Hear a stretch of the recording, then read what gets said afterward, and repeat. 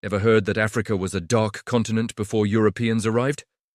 Well, get ready to have your mind blown, because today we're talking about an empire so advanced, so organized, and so powerful, it puts many European kingdoms of its time to shame. This is the story of the Great Benin Empire. Imagine a city, sprawling and meticulously planned, with streets laid out in a perfect grid.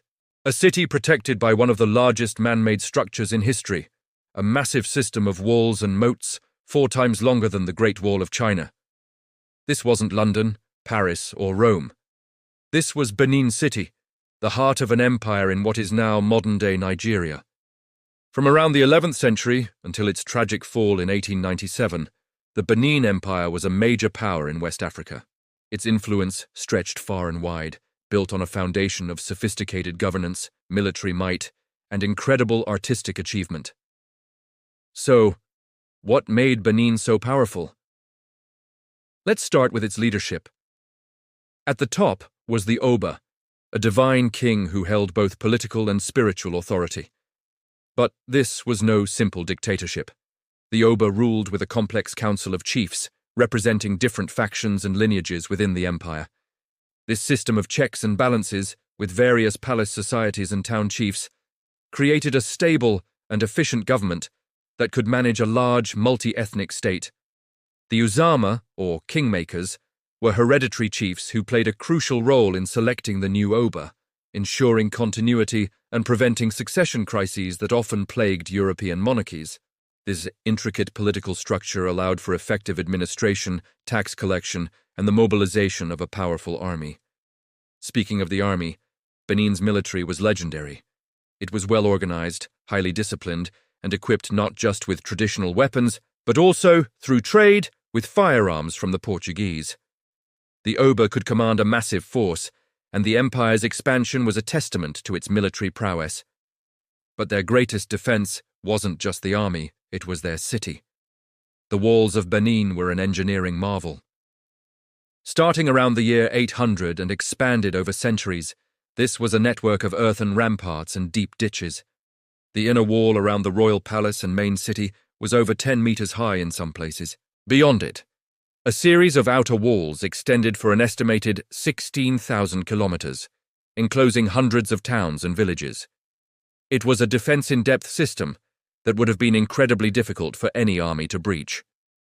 When the Portuguese first arrived in the 15th century, they were stunned. One captain described Benin City as vast and well-organized, writing, "The town seems to be very great.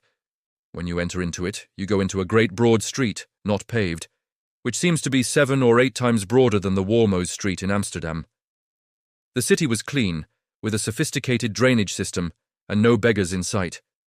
This was at a time when most European cities were overcrowded, filthy, and lacked basic sanitation. But perhaps the most famous legacy of Benin is its art. The Benin Bronzes are some of the most beautiful and technically advanced artworks ever created. These intricate sculptures and plaques, made of brass and bronze, weren't just decorative. They were historical records. They adorned the Oba's palace, telling the story of the empire, its rulers, its battles, and its spiritual beliefs. The craftsmanship is simply breathtaking. The artists used a technique called the lost wax casting method, a process so complex and refined that European experts, upon first seeing the bronzes, refused to believe that Africans could have made them. They wrongly assumed they must have been made by the Portuguese or some lost, ancient civilization, but they were wrong. This was a purely indigenous art form, perfected over centuries by Benin's master artisans, organized into guilds under the Oba's patronage. These bronzes show a level of detail and realism that rivaled the work of Renaissance masters in Europe. They are a testament to a culture that valued history, art, and intellectual achievement. Benin's economy was also highly developed. It was a major trading hub, connecting the forest regions with the coast. They traded goods like ivory, palm oil, pepper, and high-quality woven textiles. The empire had its own form of currency, based on brass rings called manillas. The state controlled trade, ensuring its wealth and stability. This economic power allowed the empire to fund its massive building projects, its army, and its vibrant artistic culture. So, let's recap. We have a civilization with a highly organized government, a powerful and disciplined army, incredible feats of engineering that dwarfed contemporary European projects, a level of urban planning and sanitation that was centuries ahead of its time, and an artistic tradition of such quality that it was wrongly attributed to outsiders. When we compare this to 15th or 16th century Europe, a continent often torn apart by religious wars, plagued by disease in its dirty cities, and just beginning its period of global exploration, the idea that Benin was less advanced seems absurd. The Benin Empire was a powerhouse of culture, organization, and innovation. The story, however, ends in tragedy. In 1897, a British punitive expedition invaded the empire.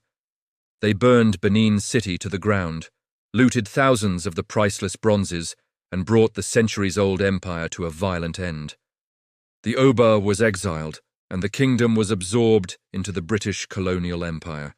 The very artworks that told the history of this great civilization were scattered across museums in London, Berlin, and New York, where many remain to this day. The destruction of Benin was a catastrophic loss of human heritage, but the story of its greatness must not be forgotten.